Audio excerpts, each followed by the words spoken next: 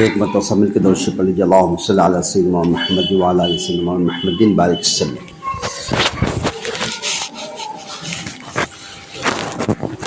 سبحانک لا علم لنا الا ما علمتنا انک انت العلیم الحکیم، نحمدہ ونصلی علی رسولہ الکریم، اما بعد فاعوذ باللہ من الشیطان الرجیم، بسم اللہ الرحمن الرحیم۔ ومن احسن قولا ممن دعا الی اللہ وعمل صالحا وقال اننی من المسلمین، صدق اللہ العظیم۔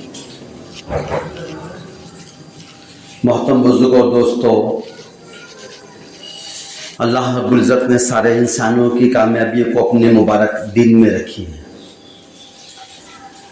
دنیا کا جو شخص بھی اگر کامیاب ہونا چاہتا ہے تو اس کو اس دین کے راستے سے ہی کامیابی ملے گی، چاہے اپنے وقت کا کتنا ہی وہ تجربے کار ہو، چاہے اپنا وقت کا کتنا ہی علم اور ٹیکنالوجی کا رکھنے والا ہو،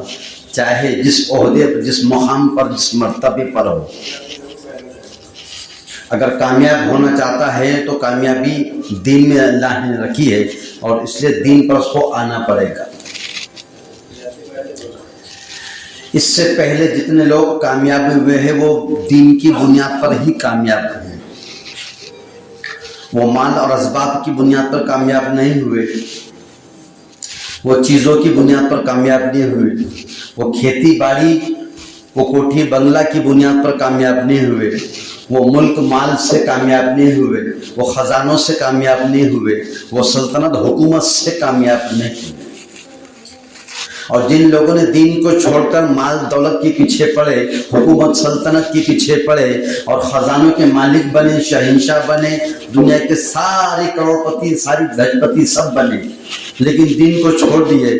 تو دنیاوی حیثیت ان کی بہت اونچی تھی، ہر کوئی ان کی جیسا بننا چاہتا تھا، ہر ایک کے دل میں خواہش تھی کہ میں اس جگہ پر بیٹھوں جس جگہ پر یہ لوگ بیٹھے ہیں،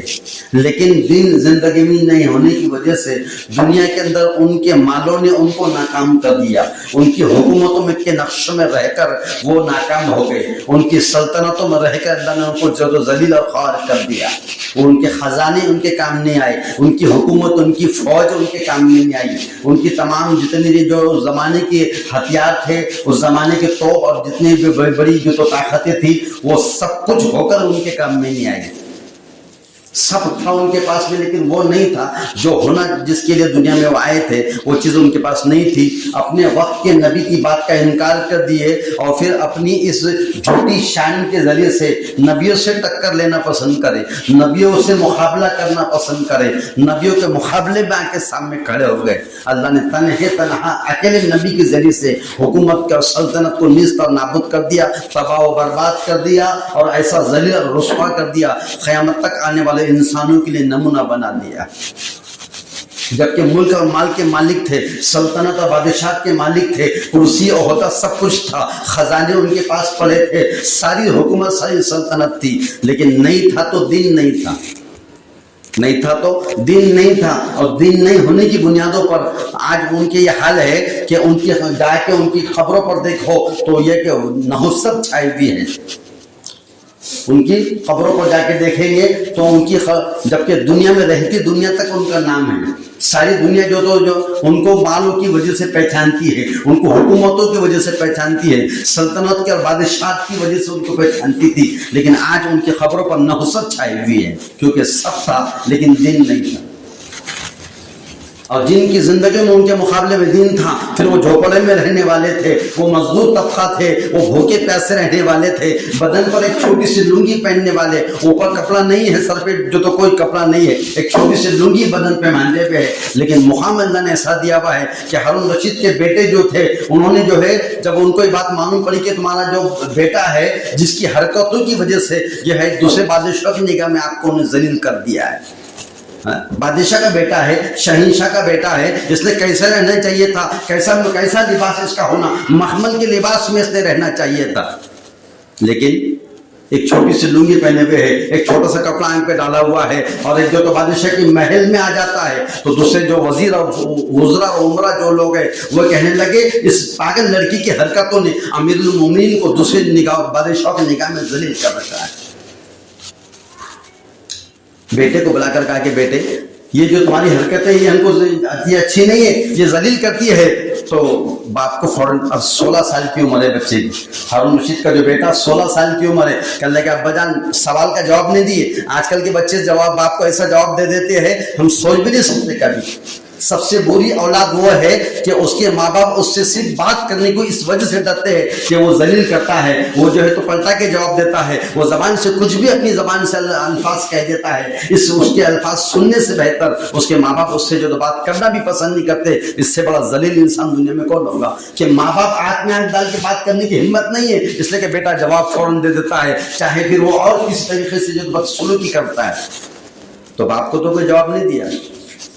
لیکن ایک اس محل کے اندر پرندہ بیٹھا ہوا تھا، اس پرندے سے کہنے لگا اس ذات کا واسطہ جس کے قبضے میں میری جان ہے، فرمایا کہ میرے ہاتھ پر آ کے بیٹھ گیا. وہ پرندہ وہاں سے اٹھا اور اس جو تو لڑکے 16 سال کے بچے کے ہاتھ پہ آ کر بیٹھ گیا اور کہا کہ جا اپنی جگہ چلا جا، اور اس کے بعد وہ واپس چلا گیا. ایک طرف حکومت ہے، ایک طرف سلطنت ہے، ایک طرف مال دولت ہے، ایک طرف خزانے کے ہے، ایک طرف فوج فاٹے ہے، سب کچھ ہے، لیکن ان کا کوئی وجود دنیا میں باقی نہیں رہا. اور ایک چھوٹا سا بچہ صرف اس وجہ سے کہ وہ اللہ سے محبت اس کو ہو گئی تھی، دنیا کی جو ہے محبت دلوں سے نکل گئی تھی، دنیا کی چاہت دلوں سے نکل گئی تھی، دنیا کے لیے وہ نہیں جیتے تھے. تو کہنے لگا ابا جان آپ جو دنیا سے محبت کر رہے ہیں اس دنیا نے مجھے رسوا کر رکھا ہے، اور اب میں چاہتا ہوں کہ میں آپ سے جدائی اختیار کروں. چنانچہ وہاں سے وہ جو تو جب ایک چھوٹا سا کپڑا، ایک بدن پر ایک کپڑا، لنگی اور ایک چھوٹا ہاتھ میں ایک لوٹا لے کر وہ چلا گیا. مانے جاتے ہو ایک انگوٹھی بھی اس کو ساتھ میں دیجیے کہ یہ انگوٹھی رکھ لیں شاید احتیاط کے وقت کام آ جائے. جاتے ہو قرآن شریف اور ایک دو تو کپڑا اور ایک لوٹا ساتھ میں لے کر چلا گیا اور کہنے لگا اب تم جو دنیا سے محبت کر رہے ہیں اس دنیا نے مجھے رسوا کر رکھا ہے. آج کل کے فٹیچر بچے جو ہے بادشاہوں کی طرح بن کے رہنا چاہتے ہیں، لباس ان کا ایسا ہو جیسا بچے بڑے بڑے جو تو لکھپتی کروڑ پتی کا ہوتا ہے، اور گھر میں جو تو ماں کتے چوننے کو جو تو پان کو بیٹھی ہوئی ہے، گھر میں باپ بیڑی کو بیٹھا ہوا ہے، گھر میں چائے کو پیسے نہیں، مہمان آئے تو دودھ کو پیسے نہیں. اور باہر شو کیسے بتا رہے، اور ایسے فٹیچر ایسے جو یہاں سے یہاں تک پھٹے ہوئے ہیں، اس میں پیون لگے ہوئے ہیں، اور اس کے بعد کیا یہ کیوں پھٹ گئی، کیوں اتنی غریبی آ گئی تمہارے لباس کے اوپر، کیوں گھٹنوں کے پاس سے ہی پھٹ گئے. بولے ابا جان اور یہ جو تو غریبی نہیں ہے، یہ جو تو غریبی ہے مفلسی نہیں ہے بلکہ ایک فیشن ہے. اور وہ بادشاہ کا بیٹا مخمل کا لباس چاہے تو پہن سکتا تھا، لیکن کیا کرنے لگا، آپ جو دنیا سے محبت کر رہے ہیں نا اس دنیا نے مجھے رسوا و ذلیل کر رکھا ہے، میں چاہتا ہوں کہ تم سے جدائی اختیار کر لوں. یہ کہہ کر چلا گیا اور جا کر جنگلوں میں جا کر جو تو بسا اور مزدور بن کر مزدوری کرنے لگا، اور جا کر 8 دن تک جو ہے تو کیا کرتا تھا، صرف ہفتے میں 1 مرتبہ کام کرتا. بادشاہ کا بیٹا ہے اور بہت بڑے اللہ والے ہارون رشید جب حج کو جاتے تھے تو 500 علماء کرام کو ساتھ میں لے کے جاتے تھے، اپنے ذاتی شاہی خرچ سے لے کے جاتے تھے. اتنا مال اللہ نے دیا، سب کچھ دیا، اور بڑے نیک متقی تھے، لیکن اللہ نے ان کے اولاد میں ایک ایسا جو بچہ دے دیا کہ بڑا نیک اور متقی پرہیزگار. تو یہ ہے کہ مال والے جو تو مالوں کے ذریعے سے کامیاب ہونا چاہتے ہیں، لیکن مالوں میں اگر کامیابی ہوتی تھی تو یہ جتنے بھی لوگ پہلے جو کامیاب ہوئے ہیں وہ مالوں کی بنیاد پر کامیاب نہیں ہوئے، وہ چیزوں کی بنیاد پر نہیں ہوئے، وہ حکومت کے نقشوں کی بنیاد پر کامیاب نہیں ہوئے، وہ ملک مال اور سلطنت اور جو تو وزارت اور بڑی بڑی جو بادشاہت اس کے ذریعے سے وہ کامیاب نہیں ہوئے. کامیاب اللہ نے جو کامیابی کا دار و مدار رکھا ہے تو مبارک دین کا رکھا ہے کہ دین زندگی میں ہوگا تو کامیاب ہوں گے. اور جتنے نبی آدم علیہ السلام سے لے کے حضرت صلی اللہ علیہ وسلم تک 100 لاکھ کم بیش انبیاء علیہ السلام تشریف لائے، سارے نبی نے صرف ایک ہی محنت کو چلایا، ایک ہی محنت کو سکھایا، ایک ہی محنت کو بتایا. وہ محنت کیا تھی، یا ایھا الناس قولوا لا الہ الا اللہ تفلحوا، کہ اے لوگو ایک اللہ کو مان لو، اے لوگو انسانوں ایک کلمہ پڑھ لو، ایک اللہ کو مان لو، اے لوگو یا ایھا الناس، اے لوگو ایک کلمہ پڑھ لو، ایک اللہ کو مان لو، کامیاب ہو جائیں گے. کامیابی ان کے پاس میں جو ہے تو کامیابی کا دار و مدار دین تھا، کلمہ تھا، ایمان تھا، آخرت تھی، لیکن وہ اس کو اسی کے اوپر کامیابی سمجھ کر اس پر مطمئن رہا کرتے ہیں. آج ہمارے پاس بھی ایمان ہے الحمدللہ، ایمان والے لوگ ہیں، سینے میں ایمان ہے ہمارا، ایمان کی چنگاری ہمارے سینوں میں ہمیشہ جلتی رہتی ہے، لیکن اس ایمان کی بڑھانے کی فکر نہیں، اس کے بچانے کی فکر نہیں ہے. اور ہم یہ سوچتے کہ ایمان میں جو مل گیا بس ہوگا، مجھے کسی چیز کی ضرورت نہیں. کیونکہ یہ فرمایا اللہ کے رسول صلی اللہ علیہ وسلم نے کہ ایک دل میں 2 چیزیں ایک ساتھ نہیں رہ سکتی. ایک پیالے کے اندر پانی اور آگ دونوں ایک ساتھ رہ سکتے کیا؟ تو پیالے کے اندر اگر پانی زیادہ ہوگا تو آگ کو بجھا دیں گا، اور اگر کبھی آگ زیادہ ہوگی تو پانی کو بھی جلا دیں گے. ایک دل کے اندر 2 چیزیں کہ دل میں ایمان بھی ہو اور اس کے دل کے اندر دنیا کی محبت بھی ہو، یہ 2 چیزیں ایک ساتھ میں نہیں رہ سکتی.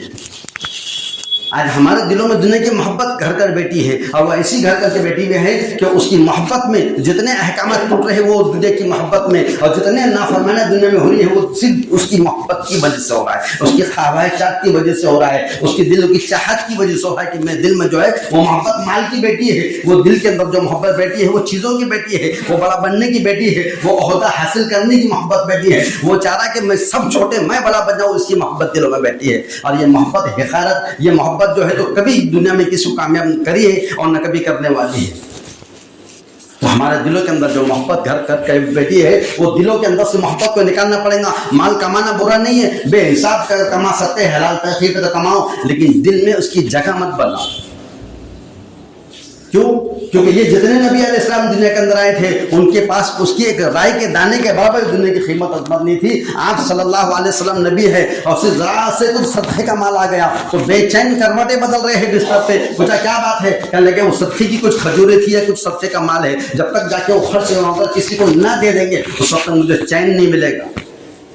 ہمارے پاس کتنا مال ہے یہ میں آپ کو نہیں بولتا، آپ مجھے مت بولو، لیکن ہم سب کتنی مال سے محبت کرتے ہیں، کتنا مالوں سے جو تو ہم لگاؤ ہمارے اپنے آنکھوں میں لگاؤ لگا کے رکھے ہوئے کہ جب مال کی باری آتی ہے خرچ کرو تو ہم سوچو، ہم اپنے ہی گریبان میں جھانک کر سوچو کہ مال میرے پاس کتنا ہے، میں کتنا خرچ کرتا ہوں۔ یہ تو اللہ تعالیٰ نے قرآن کریم میں فرما دیا کہ ان اللہ اشتری من المؤمنین انفسهم واموالهم بان لهم الجنہ، کہ ایمان والے تیری جان تیری نہیں ہے، تیرا مال تیرا نہیں ہے، یہ جان اور یہ مال اللہ کی دی ہوئی امانت ہے، اس میں سے اتنا خرچ کر تیری جائز ضرورت ہے۔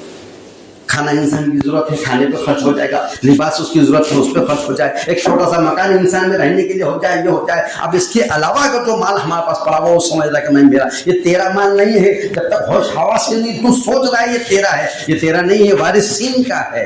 ہاں، جب تک سانس میں سانس باقی ہے، جب تک عقل کام کر رہی ہے، جب تک نیک کاموں میں خرچ کر لو۔ اگر ہم اپنی اولادوں کے بھروسے پہ بیٹھ کے سوچیں گے کہ یہ مال اور یہ جو ہے یہ پراپرٹی اور یہ دولت یہ ان کے پاس میں چھوڑ کے جاؤں گا تو وہ خرچ کریں گے، تو اگر دیندار متقی پرہیزگار بن کے جائے تو کوئی مسئلہ نہیں، الحمدللہ کریں گے۔ لیکن اگر اللہ نہ کرے کبھی دیندار نہیں ہوگے، ڈر خوف خدا کا نہیں ہوگا، تقویٰ پرہیزگاری نہیں ہوگی، اللہ کا ڈر دل میں نہیں ہوگا، تو وہ مال وہاں خرچ ہوگا جہاں پر اللہ کا حکم ٹوٹے گا، وہاں خرچ ہوگا جہاں پر اللہ کے دین کی جو تو نافرمانی کی کرنے والے ہوں گے۔ اللہ ہم سب کی حفاظت فرمائے۔ ہاں، تو دلوں میں محبت ہمارے اندر مال کی بیٹی، جب سوال آتا ہے ان سے کہ دیکھو دین کے نام پہ خرچ کرو، چاہے مساجد میں خرچ کرنا پڑے، مدارس میں خرچ کرنا پڑے، خانقاہ نظام پہ خرچ کرنا پڑتا ہے، کسی غریب بیوہ یتیم یسیر پہ خرچ کرنا پڑتا ہے، کسی غریب کی بچی کی شادی پہ خرچ کرنا پڑتا ہے، ہم اپنے ہاتھوں کو روک لیتے ہیں۔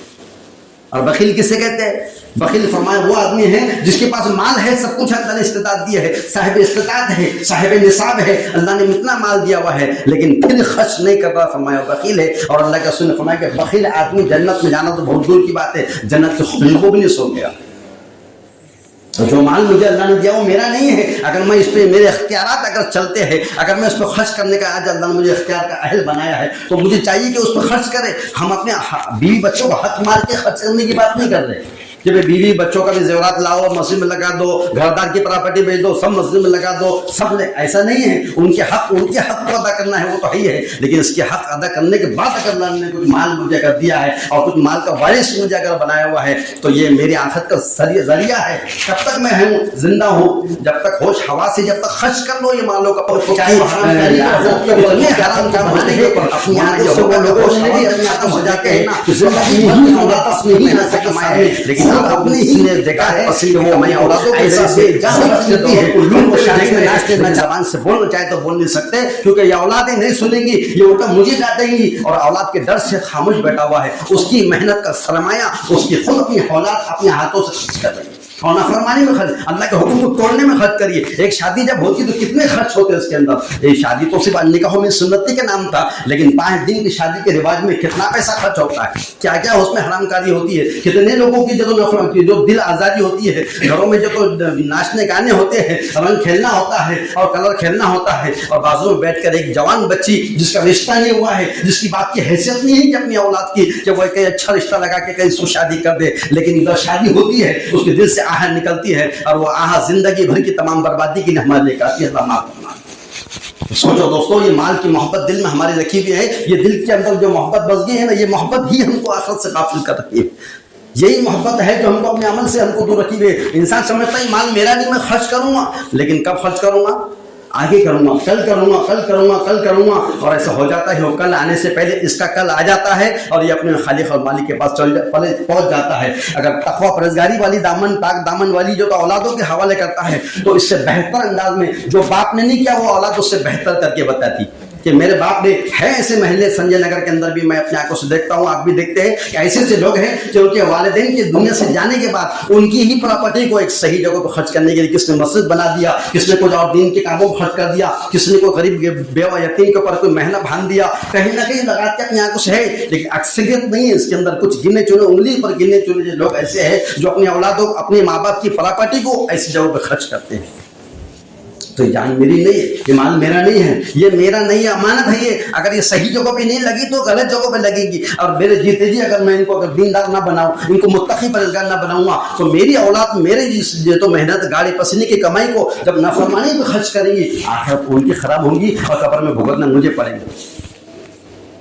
ہم بڑھ سکیں گے، ہم بھگت سکیں گے، ہمارے پاس کی بات نہیں ہے۔ اولادوں کو متقی پرہیزگار بنائیں، اولادوں کو دیندار بنائیں، ان کے اندر عظمتیں ڈالیں، اس کے اندر نیکی کرنے کا جذبہ پیدا کریں، ان کے اندر نیکی صرف پہ خرچ کرنے پہ کیا ملتا ہے، اس سے اللہ کیسے راضی ہوتا ہے، اس سے اللہ کتنے خوش ہوتے ہیں، اور یہی چیزیں جب خرچ ہوتی ہے دین کے نام پر تو آخرت کیسی بنتی ہے، کیسے قبر میں سکون سے جو تو اپنے پڑے رہتا ہے۔ ادھر جو تو اگر مال اللہ نے اس کو دیا تھا اور وہ نافرمانی پہ خرچ کر کر اتنا حرام کما رہا ہے کہ گھر میں جو تو پنکھا بھی ہے، کولر بھی ہے، اے سی کی جو تو اس میں مزے سے پڑا ہوا ہے، اور باپ قبر میں بھوگت رہا ہے کہ میں اگر اپنے اولاد کو اگر دیندار بنا کے چھوڑ کے چلے جاتا تھا تو وہ کیا کرتا، وہ اگر دین کا کام کرتا نیکی کا، تو آج میری قبر میں مجھے بھی جو تو ٹھنڈی ہوا ملتی تھی۔ باپ ٹھنڈی ہوا کے لیے قبر میں ترستا، اور باہر جا کے لوگ حرام کام کے اوپر اپنی اولاد جو ہے وہ اپنے مالوں کو خرچ کر رہی ہے، اور پھر وہ سوچ رہی کہ بھی وہ مطمئن ہے۔